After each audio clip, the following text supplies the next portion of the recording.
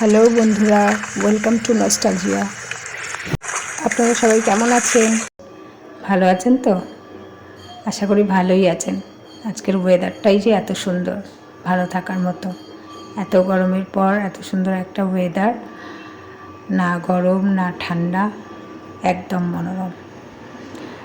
যাই হোক, আপনাদের সঙ্গে গল্প করতে চলে এলাম। আজকে বিকেলে আর টাইম হয়নি, তাই সন্ধ্যাবেলায় পুকুর জন্য ম্যাগি বানাতে বানাতে আপনাদের সঙ্গে গল্প করছি। তো আজকে আর কি গল্প করব, আজকে ভাবছিলাম যে কি গল্প করব আপনাদের সঙ্গে। তো একটা ছোটোবেলার কথা মনে পড়ে গেল।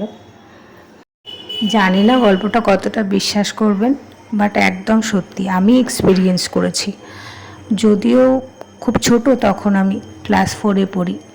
আপনাদের বলা হয়নি, আমরা হচ্ছি 3 ভাই বোন, 2 বোন 1 ভাই। তো ভাইয়ের পরে আবার একটা ভাই ছিল আমার, ও ছোটোবেলায় মারা গেছে, 4 মাস বয়সে মারা গেছে।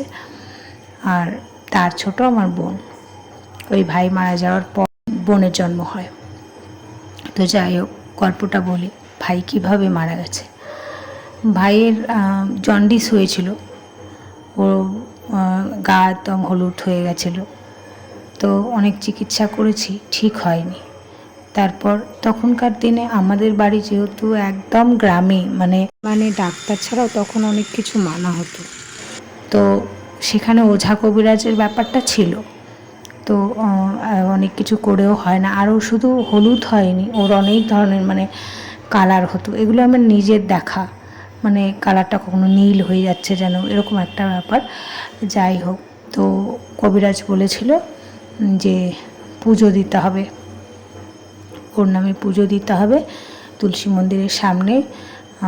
তখন একটা জবা ফুল, ওটা একটা ভ্যারাইটি, আমার ঠিক মনে পড়ছে না। ওটার হচ্ছে 5টা শীষ হয়। জবা ফুলের যেরকম একটা হয় রক্ত জবার, সেরকম ওটার 5টা শীষ হয়। তো ওই রকম ফুল আনতে হবে। তো ওই ফুল এনে সন্ধ্যাবেলায় পুজো দেয়। পুজো দেওয়ার পর সেদিনই রাত্রির দিকে প্রচণ্ড ঝড় বৃষ্টি হচ্ছিল, কেউ কারো রুমে যেতে পারছিল না। আর আমাদের বাড়ি, আমি যেহেতু রাজবংশী ফ্যামিলি থেকে বিলং করি, তো আমাদের বাড়ির একটা বৈশিষ্ট্য হচ্ছে, আমাদের চতুর্দিকে 4টে ঘর থাকবেই। একটা রান্নাঘর, একটাকে উত্তর দিকের ঘরটাকে বলে বড় ঘর, আর পূর্ব দিকের ঘরটা আমরা শোয়ার জন্য ব্যবহার করি। আর যেহেতু আমাদের জেঠুরা তখন আলাদা করে বাড়ি করেনি, তাই তারা দক্ষিণ দিকের ঘরে শুতো, আর মাঝখানে উঠোন আর তুলসী মন্দির। তো সেরকম ঘর। তো কেউ কারো রুমে যেতে গেলে দরজা খুলে বেরিয়ে তারপর উঠোন হয়ে যেতে হয়। তো এরকম ব্যবস্থা ছিল। আর আমাদের যে পূর্ব দিকের ঘরটা ছিল, ওটাতে আমরা শুতাম।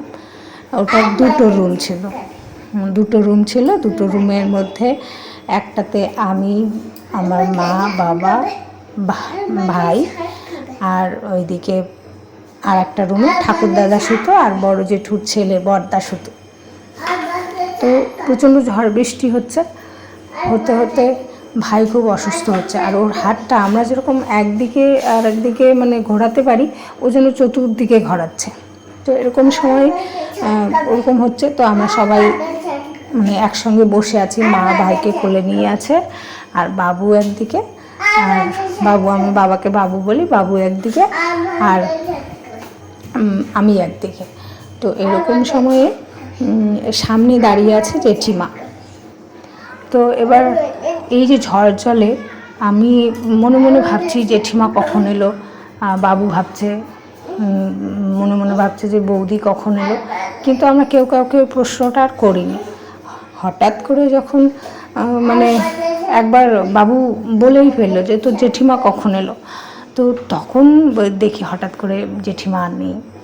তো এইরকম আমার গা এখনও বলতে বলতে কাটা দিয়ে উঠছে। সেদিন এতগুলো সুপারন্যাচারাল ঘটনা আমাদের বাড়িতে ঘটেছে যে আপনাদেরকে বললে আর এখন বললে তো একদম বিশ্বাস করার মতোই নয়। কারণ আজকালকার দিনে আর এইসব ঘটনা দেখা যায় না। যদিও সেই দিন রাত্রেই আমার ভাই মারা যায়। এই ঘটনাগুলো অবিশ্বাস্য হলেও পুরোপুরি সত্যি। সেদিন ঘটেছিল। সেদিন যখন সন্দেহ হয়েছিল, বাবু তখন চিৎকার করে বড়দাকে ডাকছে, যে আমার বড়দার নাম ধরে ডাকছে আর বলছে তোর মা এই রুমে এসেছিল। তো বড়দা বলছে না তো, আসেনি তো। অথচ এটা একদম সত্যি, আমিও দেখলাম যে ও মানে জেঠিমা দাঁড়িয়ে ভাইকে দেখছে, আর বাবুও সেটাই দেখছে যে জেঠিমা দাঁড়িয়ে ভাইকে দেখছে। যেই আমরা ওরকম মানে আমাদের সম্বিত ফিরে পেলাম, তখন আর কি জেঠিমা নেই।